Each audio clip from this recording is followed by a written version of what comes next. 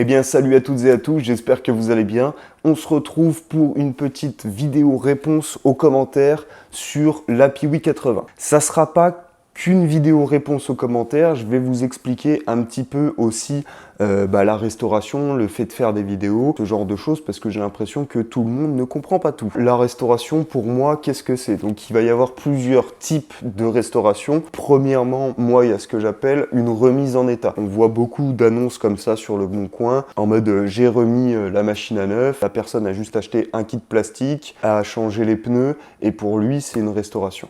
Ça, pour moi, c'est juste de la remise en état. Il y a la restauration, on va dire, classique, où là, l'objectif, ça va être d'ouvrir toutes les pièces, tout nettoyer, et ensuite de tout remonter avec des pièces d'usure neuves, sans forcément refaire de peinture, sans forcément faire de nettoyage très poussé. Ça, c'est une restauration pour moi que je vais appeler de classique. Moi, là où je me trouve, où j'estime me trouver, c'est de la restauration complète à neuf. Je fais du nettoyage quand même relativement poussé, de manière à avoir toutes les pièces dans un état proche du neuf, quitte justement à faire des peintures pour rajeunir les couleurs. Dans cette restauration à neuf, l'objectif aussi, ça va être de remplacer toutes les pièces d'usure, mais aussi de remplacer toutes les pièces qui ne sont plus utilisables par des pièces soit d'occasion, soit neuves de préférence. Si je vous dis ça, c'est parce que j'ai eu quelques messages via Instagram où on me demande combien ça t'a coûté. Eh ben, ça m'a coûté cher parce que je pars d'une moto dans un état convenable, mais de manière à ce qu'elle ressorte de mon atelier quasiment neuve, comme si elle sortait de l'usine. Donc ça, c'est pour vous dire, ceux qui m'envoient des messages Insta, les gars, c'est très sympa, mais dites-vous bien que si vous me demandez de faire une restauration, ça risque de vous coûter un petit prix quand même. Du coup, pour les vidéos, ça c'est une petite précision parce que j'ai eu pas mal de commentaires vis-à-vis de ça. Il y a des scènes que vous n'avez pas. Problème de matériel, j'oublie de filmer une scène. Faut vous dire qu'il y a plusieurs mois, voire là comme pour la Piwi, 1 an de travail. Il y a juste pour une vidéo, par exemple le démontage moteur ou le démontage général, j'ai des centaines de gigas de vidéos, j'ai des heures et des heures. Donc Ah putain, donc vous vous doutez bien, je suis malade, excusez-moi bordel, putain. Ah j'en ai marre. Donc vous vous doutez bien que si je commence à vouloir faire une vidéo relativement courte et intéressante, il y a des scènes et des choses que je vais automatiquement passer. Ou alors si c'est des scènes que je n'ai plus, eh ben vous ne les verrez pas. Ensuite, la restauration complète que je fais, et ça c'est une précision super importante. Il faut vous dire qu'une restauration complète, c'est pas parce que la moto, vous venez de la terminer, vous venez de mettre un coup de kick à la démarrer que la restauration s'achève. Non, pas du tout. Quand vous avez une moto qui sort d'usine, tout a été contrôlé, les jeux, etc. Par contre, quand vous faites une restauration comme moi à neuf, du moment que vous avez ouvert votre bloc moteur, que vous avez changé joint, roulement, joint spi, tout, l'huile, vous allez devoir faire un contrôle supplémentaire après la restauration. Une fois que vous allez avoir fait votre rodage, il se peut, et c'est même sûr et certain, que votre serrage au couple ne soit pas bon du tout. Votre moteur, pour une remise à neuf, en règle générale, il faut vous dire que vous allez devoir le redémonter à un moment. Pas entièrement, mais le redémonter de la machine pour pouvoir contrôler tous vos serrages et voir si tout est OK. Donc maintenant, on va passer au plus intéressant, à savoir les commentaires. On a le premier commentaire de Adriaude. Salut, tu aurais dû faire tremper tes disques d'embrayage dans l'huile avant. Et mon Dieu, ton pauvre vilebrequin, tu as fait le barbare en mettant des roulements dessus. En mettant tes roulements au congélateur et en chauffant tes carters, ça rentre tout seul. Alors, il y a deux petits trucs dans ce commentaire qui me chiffonnent. Donc, tu aurais dû faire tremper tes disques d'embrayage dans l'huile. Pourquoi faire ? Sincèrement, pourquoi faire ? C'est un moteur où ton embrayage est dans l'huile, trempe dans un bain d'huile. Pour te donner un exemple concret, nous, sur nos cartes au travail, quand on change notre embrayage, on ne s'emmerde pas à faire tremper pendant 15 jours nos embrayages dans l'huile. On sait qu'il va arriver au niveau de l'huile. Un embrayage, quand il est neuf, tout comme sur une voiture, tu fais attention, tu vas pas mettre des gros coups de gaz dès le départ et bouffer tes garnitures. Après, chacun a sa méthode de travail. Si toi, ça te fait plaisir de les mettre dans l'huile, eh ben fais-le. Moi, personnellement, je trouve que ça ne sert à rien, à part me faire chier, à remonter un embrayage neuf avec les mains pleines d'huile. Donc je ne suis pas en train de dire que c'est pas une bonne méthode, il faut pas faire ci, il faut pas faire ça. Non, c'est que moi, j'estime que pour monter un embrayage, j'ai pas besoin de tremper mes disques 15 ans dans l'huile. Puisque je crois qu'il y a un autre commentaire qui me dit « Tu aurais dû mettre tes disques dans l'huile pendant quelques heures. » Donc il y en a un qui me dit « Tu mets de l'huile sur tes disques », l'autre qui il faut que tu les laisses pendant 1 heure.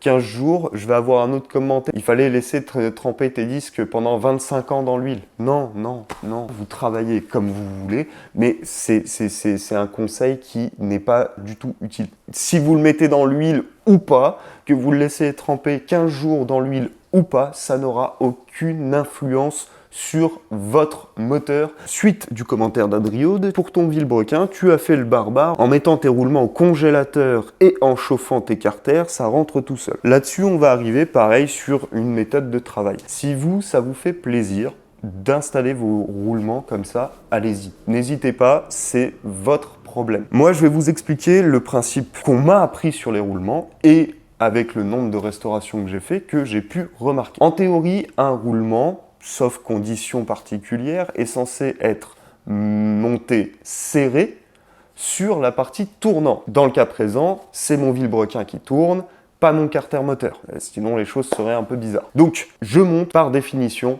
mes roulements sur mon vilebrequin. Le fait de chauffer un carter, c'est pas forcément très bon. Si vous chauffez votre carter, en chauffant, vous allez dilater. Ce qui veut dire que vous risquez de déformer votre carter si vous chauffez trop, ou alors si vous montez votre roulement de travers, là votre carter c'est sûr, il va faire la gueule. Pour moi, le principe du roulement au congélateur, c'est une connerie. Le fait de le mettre au congélateur, quand vous allez le ressortir avec la différence de température, certes, il aura rétréci, il va peut-être très bien rentrer dans votre carter.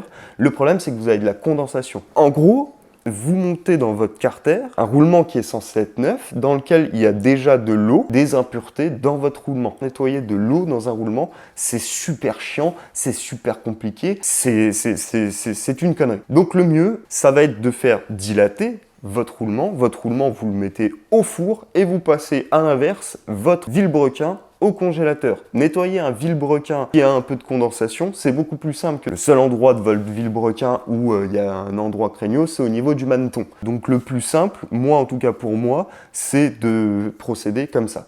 Donc sur la vidéo, c'est ce que j'expliquais tout à l'heure, c'est une scène que vous n'avez pas. Donc pour en revenir au passage de la vidéo, vous voyez que je prends une clé à pipe et que je viens taper avec un maillet. Vous vous doutez bien que pour rentrer un roulement, le roulement il rentre droit. À aucun moment, même dans ma vie de tous les jours, j'ai vu quelqu'un réussir à monter un roulement qui n'était pas dilaté sur une pièce qui n'était pas rétractée avec une clé à pipe. C'est impossible, c'est impossible. Tu ne peux pas taper droit, tu peux pas. Il y a un moment, il y a un problème. Donc, si j'avais pas fait chauffer mon roulement et si j'avais pas fait refroidir mon vilebrequin, je peux te dire que jamais il y aurait eu cette scène où je monte mon roulement limite à la main dessus et que je termine de taper vite fait avec une clé à pipe parce que j'avais que ça sous la main. Donc non, je n'ai pas fait le barbare et pour moi c'est la meilleure méthode. Moi c'est un conseil que je vous donne, moi personnellement je préfère péter un roulement ou un vilebrequin plutôt que de faire péter un carter. Un vilebrequin, vous allez pouvoir le retrouver. Un carter, en général, soit les prix vont être excessifs et en fonction de la machine sur laquelle vous allez travailler, ça va être introuvable. Donc, je préfère travailler comme ça. Maintenant, il y a certaines conditions où vous n'avez pas le choix, où c'est le plus simple. Ça a été optimisé, entre guillemets, pour ça, pour monter votre roulement dans le carter et ensuite venir monter votre pièce dedans. Ensuite, on passe à un autre commentaire. SupraDB. Si tu avais remplacé l'arbre secondaire, tu aurais dû remplacer toute la boîte. Pourquoi? Tout simplement parce que au moment où j'ai commandé mes pièces, il y a eu des ruptures de stock, c'était sorti de Covid, on a eu des problèmes sur l'approvisionnement de beaucoup de pièces. Au moment où j'avais regardé, que ça soit sur les sites Yamaha ou les sites autres comme Piwistock ou quoi que ce soit, je ne pouvais pas acheter l'arbre secondaire tout seul. Il était en rupture de stock. J'étais juste obligé d'acheter la boîte complète. Donc voilà. Ensuite, on passe aux commentaires de Xavieuch. Bel resto, mais il y a quelques points négatifs. Pas mal de pièces doivent être serrées à un couple précis. Il te manque aussi les centreurs du carter d'embrayage. Alors voilà, donc on en revient aussi à ce que je vous disais en début de vidéo. J'ai des gigas, des centaines de gigas de vidéos. Là, c'est des scènes que je n'ai pas et que je n'ai pas voulu mettre. Pour la simple et bonne raison que c'était pas forcément utile. Normalement, quelqu'un qui va s'intéresser un minimum à la mécanique va savoir qu'il va devoir serrer au couple. Plus de ça, ça veut dire, donc soit je vais donner l'information du couple de serrage sur ma vidéo, soit si je vous fais juste une scène avec le serrage au couple, il n'y a aucune information particulière. Comme je le disais en début de vidéo, donc moi je vous conseille, si vous avez refait un moteur entièrement à neuf, de vérifier bien évidemment vos coupes de serrage, mais après rodage également. Il faut bien faire attention à ça. Mais tout a été serré au couple. Ensuite, Fabrice, Jean, en plus on tombe pile sur le moment de la vidéo, ton cliquet d'embrayage est monté à l'envers. Effectivement, vous voyez sur cette scène, il a raison, j'ai monté le cliquet d'embrayage à l'envers. Comme tout bon mécanicien de base, je me suis dit la cloche d'embrayage va tourner dans le sens horaire. Eh bien, effectivement, ce n'est pas le cas. Et malheureusement, je me suis trompé. Donc effectivement, vous verrez sur la vidéo remontage que mon premier essai de démarrage était claqué. J'étais en mode « Ah, il y a quelque chose qui va pas ». Et j'ai capté qu'après que c'était effectivement le cliquet d'embrayage qui était monté à l'envers parce que je suis pas un spécialiste de la Piwi 80 hein. Et forcément j'ai fait quelques petites erreurs de montage et ça je l'admets. Mais je suis désolé parce que j'ai vu ton commentaire trop tard. Et on passe sur un dernier commentaire qui m'a beaucoup fait rire. Damien Mosco qui me dit: bonjour, pouvez-vous m'indiquer quand est prévue la vidéo du remontage moteur? Merci par avance et merci pour ce tuto bien plaisant. C'est la team 777 qui vient claquer en commentaire: le 14 novembre commence l'assemblage du moteur. La team Seb, je pense vraiment que vous vous êtes trompé d'espace commentaire.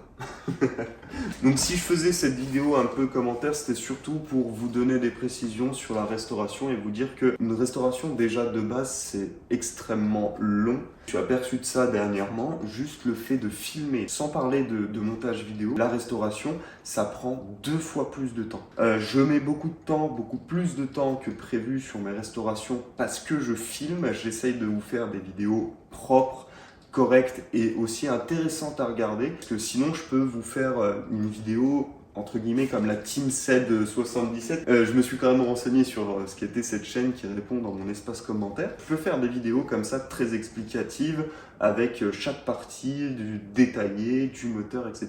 Mais c'est pas ce que je veux faire, c'est pas ce qui m'intéresse. Moi, ce que je veux, c'est vous faire une vidéo restauration propre sur laquelle vous voyez beaucoup de détails qui peuvent vous être utiles et qui sont intéressants et garder quand même un rythme de vidéo qui est intéressant à regarder.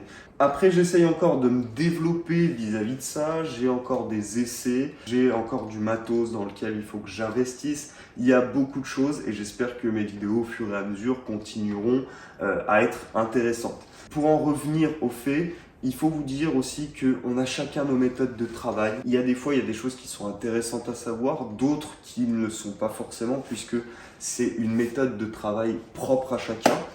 Donc sur ce, je vous dis à la prochaine vidéo qui sera effectivement la vidéo du remontage complet de la Piwi. Donc surtout, n'hésitez pas à me rejoindre sur Instagram, à vous abonner et à lâcher un petit like parce que ça fait plaisir. Et n'hésitez pas à lâcher un commentaire pour m'insulter, pas de problème.